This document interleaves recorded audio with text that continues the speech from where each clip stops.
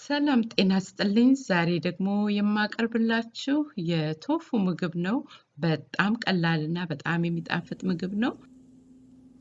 ቶፉ የሚሰራው ከአኩሪ አተር ነው። በውስጡ ፕሮቲን፣ ካልሲየም እና የተለያዩ ሚነራልስ፣ ኮፐርስ፣ ዚንክስ አሉ እና ለጾም ጊዜ ደግሞ አማራጭ ምግብ ነው። ዛሬ የምጠቀመው ኦርጋኒክ ቶፉ ነው። እንደዚህ ቆርጥና መጀመሪያ ውሃውን ከውስጥ አወጣለሁኝ። ውሃ ውስጥ አድርገው ነው የሚሸጡት። ብዙ ጊዜ ቻይናዎች ይመገቡታል። አንዴ ሽንኩርቱ ከተከታተፈ 5 ደቂቃ የማይወስድ ምግብ ነው ለማዘጋጀት። አሁን እንደዚህ እኩል ቆርጠዋለሁ ሁሉንም። ብዙ አይነት ቶፉ አለ።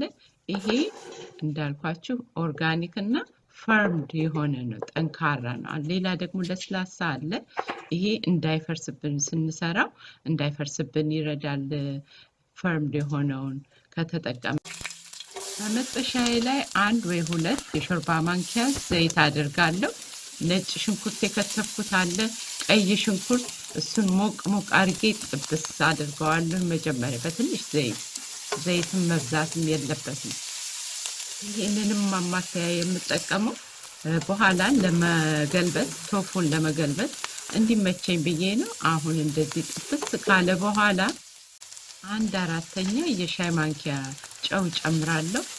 በላዩ ላይ ደግሞ የቁንዶ በርበሬ፣ የተፈጨ የቁንዶ በርበሬ ትንሽ ጨምርበታለሁ።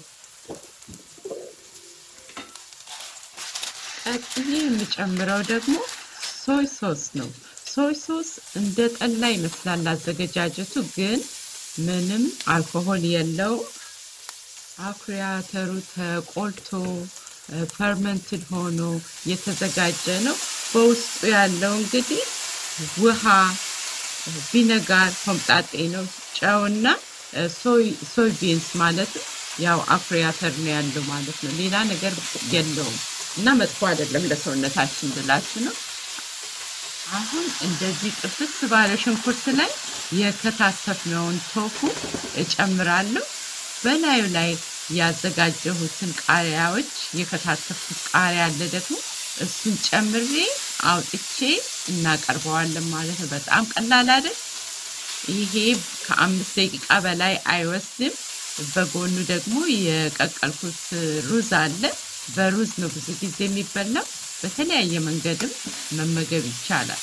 መልኩም ያምራል፣ ሽታውም ቆንጆ ነው፣ ቃናው በጣም ቆንጆ ነው። አሁን ቶፉ እንደዚህ ከስሩ ጥብስ ካለ በኋላ ሳይፈርስብን ማለት ነው። ብዙ ካቁላላ ነው ይፈርስብናል። አሁን ጥሩ ሆኖ ነው የበሰለው።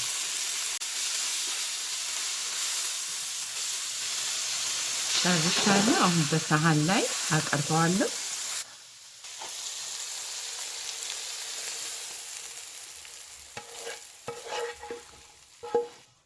ከጎኑ ደግሞ የተቀቀለ ራይስ ማቅረብ እንችላለን።